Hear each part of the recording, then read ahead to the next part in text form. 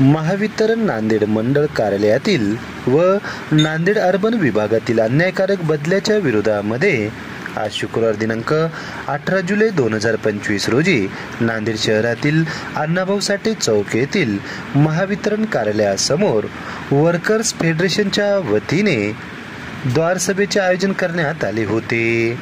न्याय न मिळाल्यास दिनांक 22 जुलैपासून बेमुदत धरणे आंदोलन करण्याचा इशारा वर्कर्स फेडरेशनच्या वतीने आज रोजी दुपारी 3 वाजताच्या दरम्यान देण्यात आला आहे। याबाबतची नोटीस महावितरण नांदेड मंडळ कार्यालयास देण्यात आली। नांदेड मंडळ कार्यालयात अनेक कर्मचाऱ्यांनी विनंती बदल्या व मेडिकल बदल्या मागितल्या असताना मागील 3 वर्षापासून बदली मागून सुद्धा मिळत नसल्याचे समोर आले असल्याने व विनंतीपूर्वक विचार न केल्याने अनेक कर्मचाऱ्यांच्या बदल्या, ज्यामध्ये दिव्यांग कर्मचारी सुद्धा त्यांचा सुद्धा समावेश आहे, अशांच्या बदल्या करण्यात आलेल्या नाहीत। अनेक कर्मचाऱ्यांना विनंती बदल्यासाठी पर्याय मागवले, परंतु पाहिजे त्या ठिकाणी मुद्दामून दिलेले नाहीत। देगलूर येथे जागा रिक्त ठेवण्यात आली आहे, परंतु त्या ठिकाणी विनंती करून सुद्धा बदली देण्यात आलेली नाही।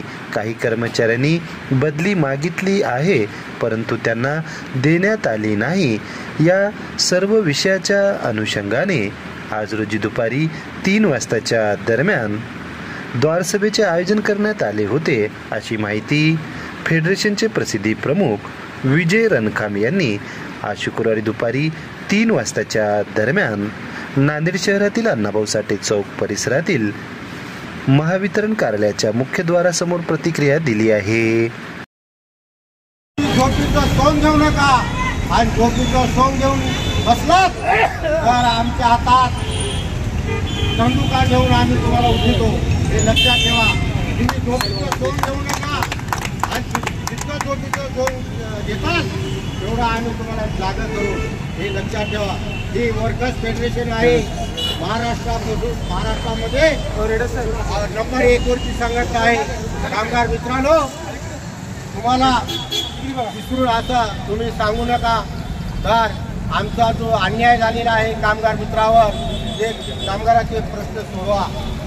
आम्ही दोनदा सुद्धा आम्ही तुम्हाला लेखी आश्वासन दिलं, लेखी दिलं पत्र, तरी पण तुम्ही त्याला चर्चेला बोलीत नाही आणि आमच्या सचिवाची, 2 सचिवाची आणि सर्कल सचिवाला लेखी दाखिता। आज वर्कर्स फेडरेशनच्या वतीनं द्वारसभेचं आयोजन करण्यात आलेलं आहे।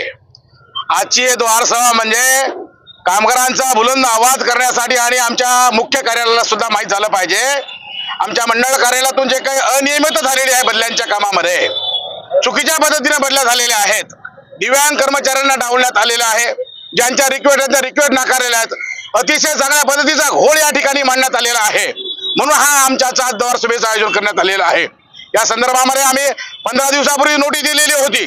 त्या नोटिसीला उत्तर देण्याचं काम आमच्या प्रशासनाने केलेलं नाही। पुन्हा आम्हाला नोटीस द्यावं लागली आणि वरिष्ठांना सुद्धा आम्हाला पत्रव्यवहार करावा लागला। प्रशासनाने आमच्या कामगारांवर फार मोठा अन्याय केला आहे।